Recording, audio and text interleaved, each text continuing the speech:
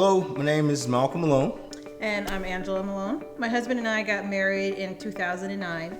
And when we both got married, we both came into the marriage with a substantial amount of student loan debt. Substantial. And as society often adds more on to you when you get married, you want to acquire a home and cars and a bunch of different things. And 5-6 years down the road, we looked around and we had more debt than we thought we'd ever be able to get out of.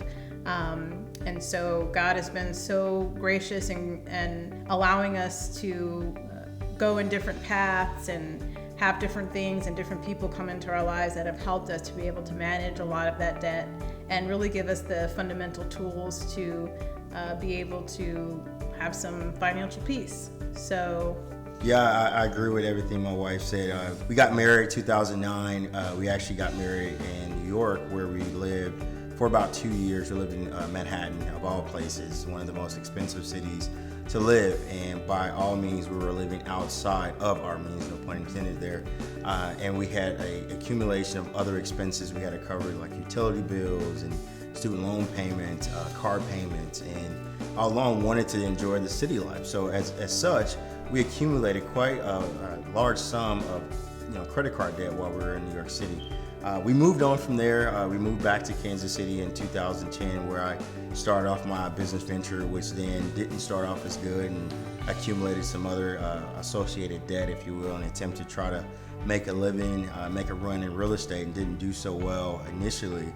But as a result, about 2 years ago in 2014, we took a course, Dave Ramsey's course, Financial Peace, where we learned of a lot of bad habits that we had, a lot of things that we're doing that we didn't realize they were just counterproductive to us really having that financial peace that we so desired.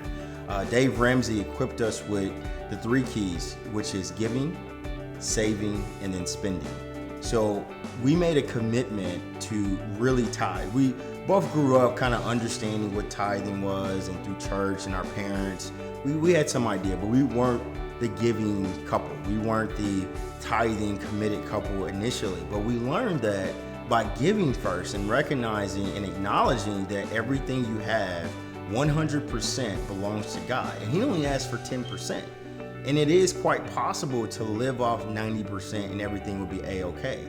It's amazing once you take that step of faith and believe that, hey, not only am I just doing it to give to the church so I can be blessed, I'm not doing that. I'm doing it because I understand that everything belongs to God, and I want to be a cheerful giver.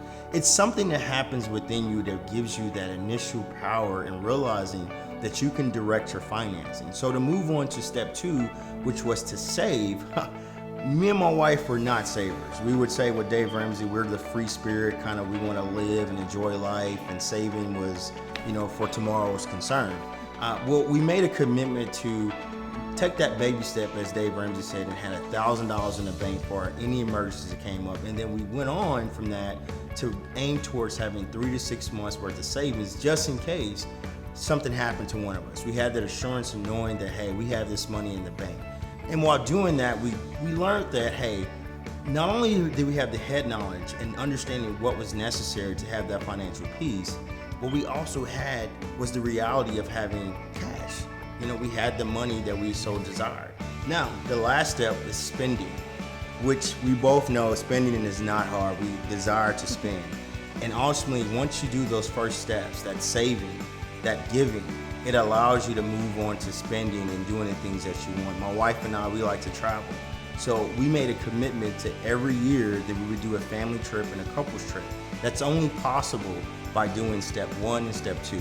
Making a commitment to acknowledge that everything you have is God's 100%, and all He asks for the 10%. You get 90, He gets 10, but it's all His. So you have to trust God, and you have to believe in yourself that you can save, and you have to believe that you can have a little bit of fun and spend and have that financial peace that you want. So Grace Point, step out with us, believe in God, stay committed to Him, and you will have that financial peace. You got anything to say, babe? I think grace is the biggest theme. A lot of times you grow up and you might not have a good understanding of how to manage your finances, and that's okay. I think that seeking God and through the educational resources like Dave Ramsey, even in our latter years in life, per se, we've been able to turn things around and change them for the better. And it's never too late. So, be committed, and God will take you the rest of the way. Amen. Amen. God bless. Thank you.